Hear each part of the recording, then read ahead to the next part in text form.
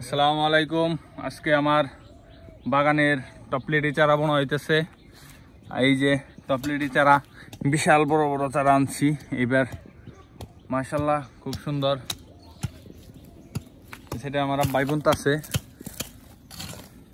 আগে থাকতে দেখে মাটি এগুলা জার করা আসাল, এই জারের পাশাপাশি পুরোটা দেখাই। এই যে সেটা আমার বেগুন ক্ষেত আসাল, আগেও দেখছেন। এবার আবার নতুন করে টপলেটি চারা বুনতাছি, যে এই নতুন পদ্ধতি যে বেড়াবোড়া এই দিক দিয়ে একটু নষ্ট আসাল, বেড়াবোড়া সব কিছু দিলাম। বেড়াবোড়া দেওয়ার পরে আবার চারা আনলাম। আজকে বোনার খুব তাড়াহুড়া, তারপরেও আর কি বুনে দিতেছি, কাজকাম করে হাঁপিয়ে গেছি।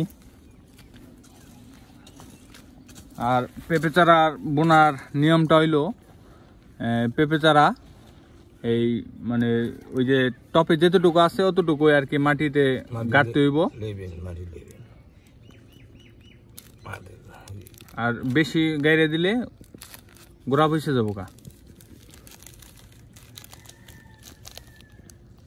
এই যেরকম সুইটাই গেল গা নাকি, এটা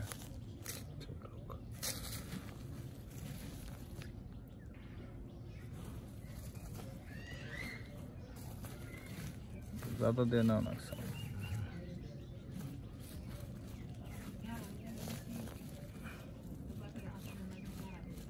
না, গাড়া বেশি হয় নাই, ঠিকই আছে।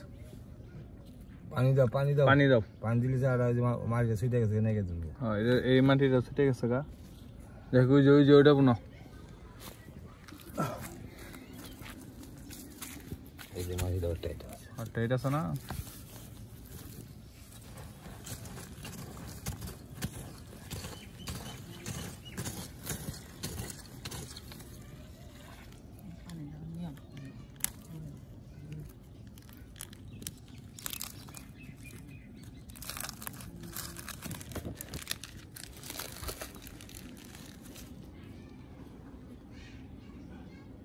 এই যে এরকম চারাটা বহিয়া খালি চারার চার মধ্যে খালি এরকম মাটি দিয়ে দিতে হইব।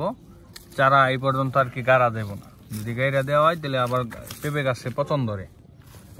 আস্তে আস্তে মাটি দিয়ে উঁচা করে বিটি দেখে দেন। হ্যাঁ,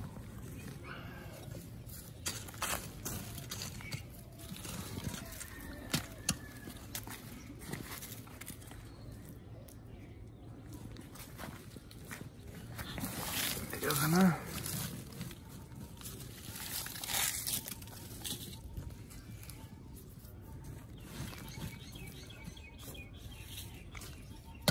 এই যে আমার যে পুরানো গাছ আসাল আগের টপলেটি গাছ, এই যে দেখা গেছে এই টপলেটি গাছ, এটা হলো 2023 সালে 24 সালের বোনা আসাল, আর এখন হলো 25 সালের এই যে নতুন চারা বোনা হইতেছে। Thank you.